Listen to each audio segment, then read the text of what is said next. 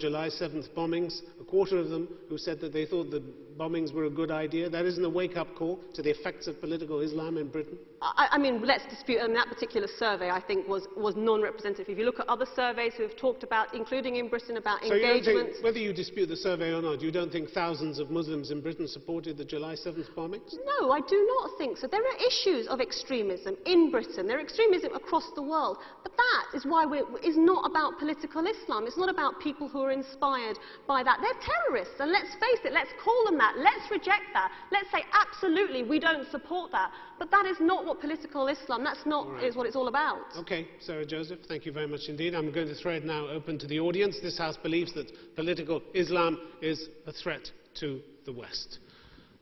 Lady in the second row. I'm Mona Al-Tahawi. I'm from Egypt, but I live in the US, and I'm a proud former speaker on the debates. Thank you, Tim, and thank you for the panel. And my question is to Shadi and Sarah. Sarah, you spoke very passionately, and I admire your passion, but I'm passionately against everything you said. And my main question to you is, what if the oppressor is political Islam? How can I, as a Muslim woman, then fight that oppression? And for Shadi, you gave several examples of what you think is the way the Muslim Brotherhood has changed. And I have interviewed the Supreme Guide of the Muslim Brotherhood, the Deputy Supreme Guide of the Muslim Brotherhood, and I'm in touch with several young Muslim brothers who blog. And you mentioned Ibrahim al-Hudaybi wrote an op-ed in the Jewish Forward. He wrote it in response to an op-ed that I wrote, saying that as an Egyptian, liberal, secular Muslim, I support everybody's right to take part in politics, but I don't think the Muslim Brotherhood supports my right to take part in politics. That's why Ibrahim responded. And you said that the Muslim Brotherhood has opened up and has met all the democratic values. Well, they wouldn't allow me to be president of Egypt as a woman. They wouldn't allow a Christian Egyptian to be president of Egypt because they're Christians. So that goes to your point about minority rights. Please. So how can you defend them and say that they've modernized and changed when on all your indicators they have failed? The Muslim Brotherhood has not changed. On the surface perhaps, but essentially they are the same, and I consider them a threat to everyone. Shadi Hamid. Okay, well, I'm not here to defend the Brotherhood. I said that. However, I went through the key indicators where the Brotherhood has changed over time. Let's focus on women's rights now. If you compare the Brotherhood discourse 20 years ago to the present day, there is a difference where there are Brotherhood parliamentary candidates who are women in both Egypt and Jordan. Just a second. Where in the Majlis al-Shura of the Islamic Action Front in Jordan, in the beginning, there were no women present on that body. Now there are women in that body. I'm not saying that they have accepted what I would consider to be the necessary standard for respecting the full rights of women. But in their specific context, they have begun to make changes in that direction. I'll give you an example. And first of all, if you briefly, because I wanted to come back for a moment. They're not going to deny your right to participate, because here's a 2007 program for the Islamic Action Front in Jordan, and they say they're interested in, quote unquote, using the legislative process to increase the rights of women, and they support the right of women to have a job, the right to education, and the right to choose her husband. Okay, granted, that's not enough, but that's a positive step. Let me just ask Mona Al-Tahawi to come back on that briefly, please. In Jordan, it's the Islamist party that has consistently stood against a woman's right to file for divorce. In Kuwait, it was the Islamists who consistently fought against women's right to vote and run for office. And you mentioned within the Brotherhood itself, the democratic values you claim that they now espouse. Young bloggers who criticize the leadership of the Muslim Brotherhood are told to choose. Stop blogging or leave the Muslim Brotherhood. Where is the democratic value in that? Okay, Sarah Joseph. You asked me, and I know you completely disagree with me, Mona, so that's fine, but you asked me simply what would I do if I disagreed with politicalism. At the end of the day, as Muslims, the Quran said be just, for justice is the closest thing to God consciousness. Be just, even if it be against yourself. So we have to be against ourselves, and that's fine. But we also have to recognize when things people are doing good works as well. And the Riaya program, the welfare program that goes on, that, I mean, at the end of the day, I hear what you're saying about many things about the Muslim Brotherhood, but at the end of the day, when it was the massive earthquake, who was there first? Who are the welfare programs? Who's putting into action what they truly believe? I just want to bring Maajid Nawaz here. Thank you, Tim. Let's look at Hamas as an example again of a brotherhood offshoot in Palestine. Aside from their resistance, look at their policies. Just before Israel invaded Gaza, Hamas had instituted a penal code where they said they would stone to death adulterers, they would lash people that drink, and they would chop off hands. On top of that, Zahar made a statement whereby he legitimized the killing of every single Jewish child in the world. This is the threat we're talking about. We're not saying that there aren't moderates and that there aren't extremists. What I'm saying is that the ideology of political Islam gave birth to jihadism. And finally, I'm glad, Sarah, you agree that Muslims must engage in politics. That's not what we're saying. What we're disputing here is politicizing Islam. That's a different thing. We are engaged in politics. People are being driven by their faith. Joseph, then we're going to take another question. People have been driven by their faith, motivated by their faith to go into politics. But you give some... Like me. And like Yahya. No, but it's more than that. And for example, the AKP, and it's more substantive than that when it actually comes down to the ground of actually creating government. It has to be more substantive than, you know, just chatting to ministers. It's got to be...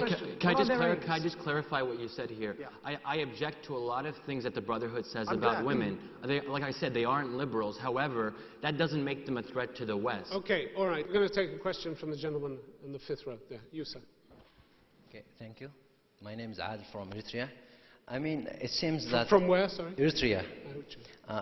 Both of the opposition and proposition, they are against extremism, and we are all against extremism. But can you please explain for me what is the threat of political Islam? I mean, you mentioned that the participation of the woman in the, the parliament or something like that. What is the threat in that to the West?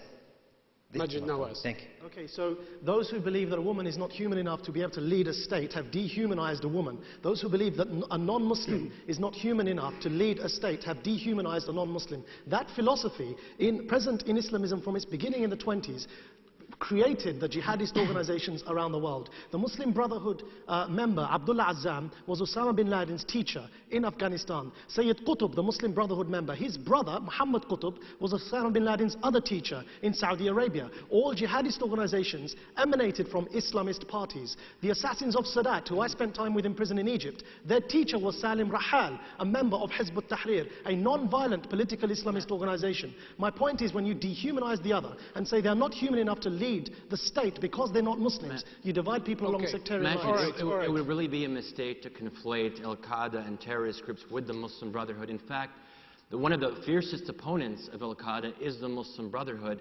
Ayman al-Zawahiri, the second in command, actually wrote a whole book accusing the Brotherhood of betraying the Islamic cause.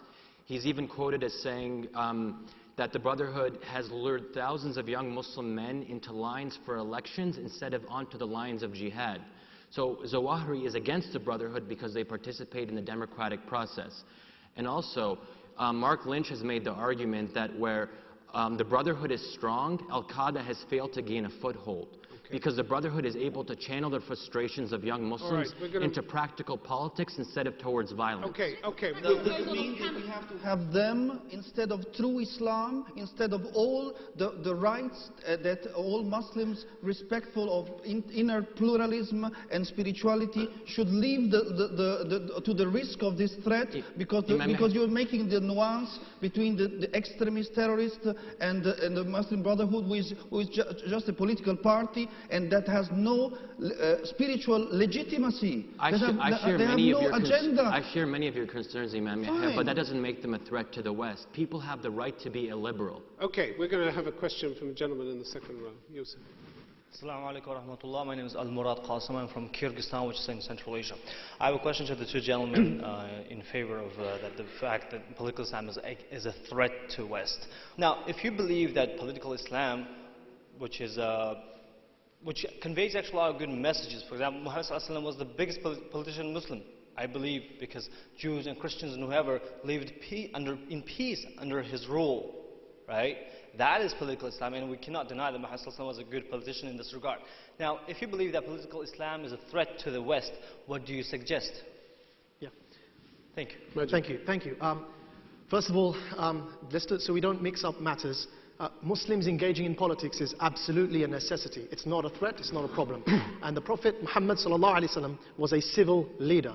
as demonstrated by the Sahifat al-Madinah he signed, whereby he gave everyone equal rights. He engaged in politics as a human being without a religious agenda. He treated everybody equally. That's not what we're talking about. What we're trying to highlight is those who come to politics with an ideological agenda that happens to be called political Islam in this debate. I call it Islamism. What is the threat from Islamism? When you say that somebody cannot become president or the head of state because they're not Muslim, you're not recognizing he is equal to you. And that begins a process of dehumanization, which can end up in violence. And there's a threat there. And that's played out in the streets of the UK. In the 90s, when I joined Hizb ut-Tahrir, there was no terrorism. There was a growth, a very rapid growth of Islamist parties that were not violent. From those Islamist parties, it's a matter of history, terrorist parties emerged. They share the same philosophy. Yes, the Brotherhood, criticize. So you helped create terrorism?